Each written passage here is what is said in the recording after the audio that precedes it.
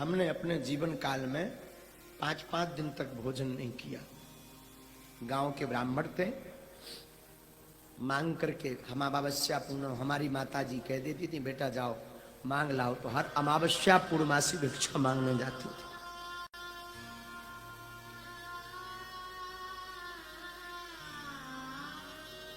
और मांगने में चावल कभी मिल गए, कभी खिचड़ी मिल गई, परंतु धन्य है हमारी माँ, हमारी माता ने हमें एक चीज सिखाई, धीरेन्द्र जीवन में भले ही भूखे रह ले लेकिन घर से मुस्कुराते हुए निकलना।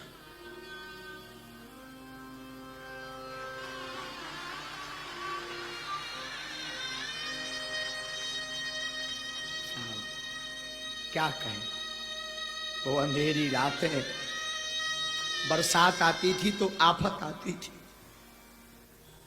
क्योंकि वो मकान से पानी नीचे गिरता था।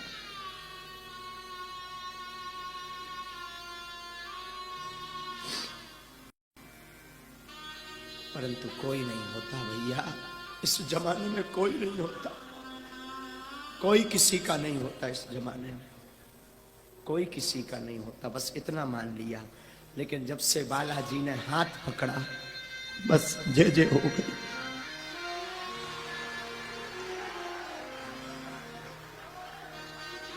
इसीलिए पर हमने 2 साल पहले बागेश्वर धाम पर अन्नपूर्णा खोली है, क्योंकि हमने भूख देखी है, भूख क्या होती। 3 हम भैया एक पजामा 1.5 महीने पहने रहते थे, दूसरा होता ही नहीं था। पढ़ाई करने जाते थे तो वही पजामा रात्रि में सूखने के लिए डाल देते थे, सुबह से वही पहन करके जाते थे। हमारे छोटे छोटे जो सहपाठी थे वो हंसा करते थे, फटो पजामा पहने, फटो पजामा पहने, फटो पजामा पहने। अब किसे क्या बता दें, तो मन मान करके हमें भी लगता था 26 जनवरी आ रही, 15 अगस्त आ रहा, सबकी नई नई ड्रेसें बनती थी, हमें भी लगता था हम भी पहने, पर कहाँ दास को। और हंसने वाले लोग को क्या कहना भैया, क्या कहें, राम बचाए।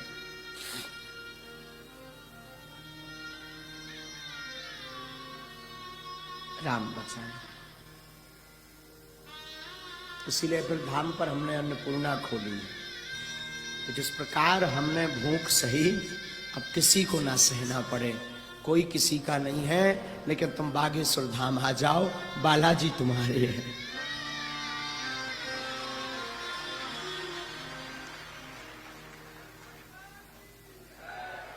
वो अंधेरी रातें, वो लोगों का उलाहना देना। पहले के जमाने में 1.5 रुपए का पार्ले जी चलता था, तो हमने कभी अगर हमें कहीं सत्यनारायण की कथा मिल गई, किसी ने सत्यनारायण बांचने के लिए अगर हमें निमंत्रण दे दिया, तो भैया हमारे घर पे दीपावली मनाई जाती थी।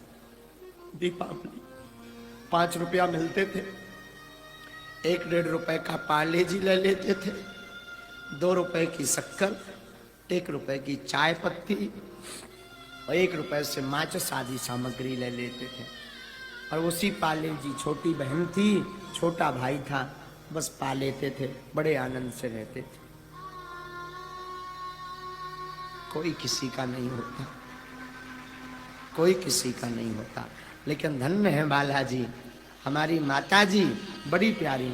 हमारी माता जी हमेशा एक बात बोलती थी, बेटा जगत में किसी से आशा मत रखना, भगवान पर आशा रखना, देखना एक दिन अपनी वो जरूर सुनेंगे। साहब दादा गुरु की कृपा हुई, दादा गुरु ने दास को सेवा में लिया और सन्यासी बाबा की कृपा हुई। और अगर आज हम बोलने लायक बन पाए तो अपने माता पिता और गुरु जी की कृपा से। अगर आज हम भोजन करने लायक भी बन पाए तो माता पिता और गुरु की कृपा से। हम तो यही निवेदन करेंगे भैया, कोई किसी का नहीं होता, तुम राम जी के पकड़े रहो। जब हमारे जैसे निकम्मे आदमी की लाज बागेश्वर बालाजी ने रख दी, तब वे तुम्हारी जरूर रखे, हमें ऐसा विश्वास है। भगवान ने जब हमारे जैसे दीनहीन की लाज रख दी, दीनहीन को बोलने लायक बना दिया, दीनहीन को खाने लायक बना दिया। भैया हमने सपने में जो लाइट टेंट टीवी तो सपने में नहीं सोची थी। घरे मोबाइल लो हतो ना दूसरन के मोबाइल हाँ देखो करीब अगर कोई 2 मिनट हाँ मोबाइल दे दे तो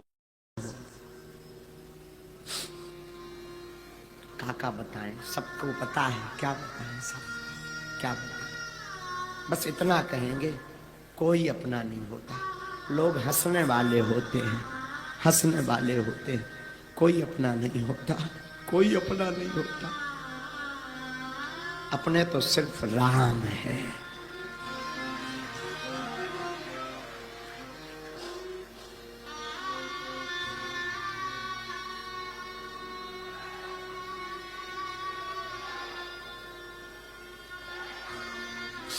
और सच तो ये है भैया, महाराज जी विद्वान विराजमान है कुंडेश्वर वाले महाराज जी।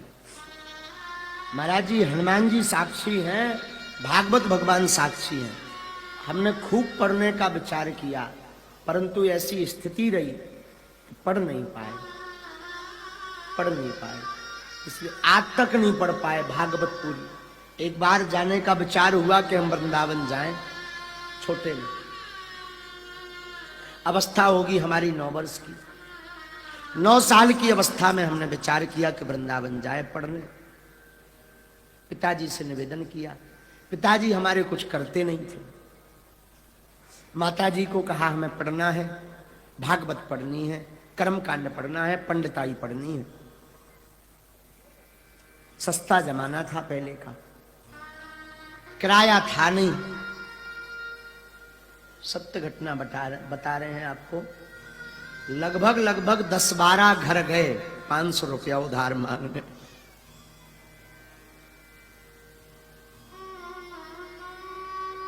पर मिले नहीं। कारण आज के जमाने में उधारी भी उसे ही दी जाती है जो अमीर हो।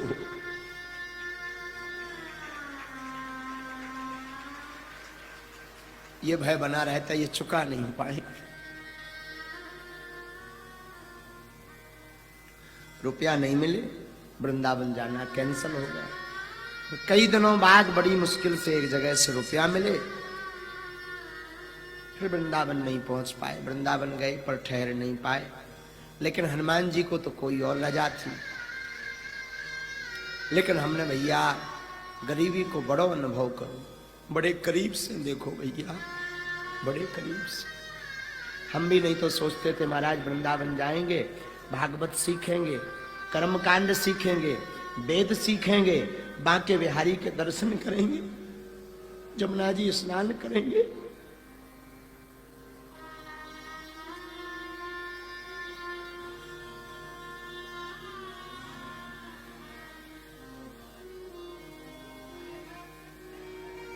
लेकिन धन्य है गुरुदेव, धन्य है गुरुदेव। गुरुदेव ने ऐसी कृपा करी, भले ही उस वक्त रुपया नहीं मिल पाया, जा नहीं पाए, पर गुरुदेव ने ऐसी कृपा करी कि वृंदावन में ही अब्बास बनवा दिया।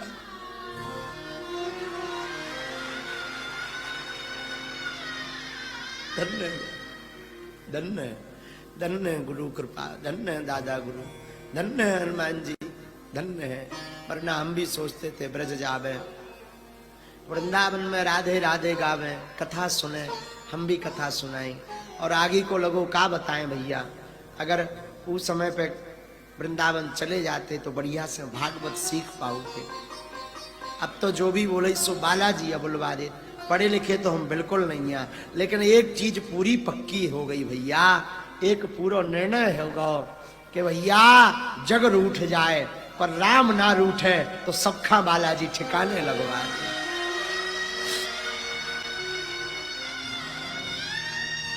जो लोग हम पर हंसा करते थे, हमारी खिल्लियां उड़ाया करते थे, कहीं हमारा तिलक मिटाया करते थे, कहीं फटो पजामा पहरे पहरे आ गो, कहूँ फलाने को लड़काया गो, खिल्लियां उड़ाते थे। और धन्य है बालाजी, भगवान करे उनके भंडार भरे रहे, बालाजी करे उन्हें कोनो कमी ना रहे, लेकिन उनको आज मिलने के लिए लाइन में लगवा दिया। ये बालाजी की करामात है।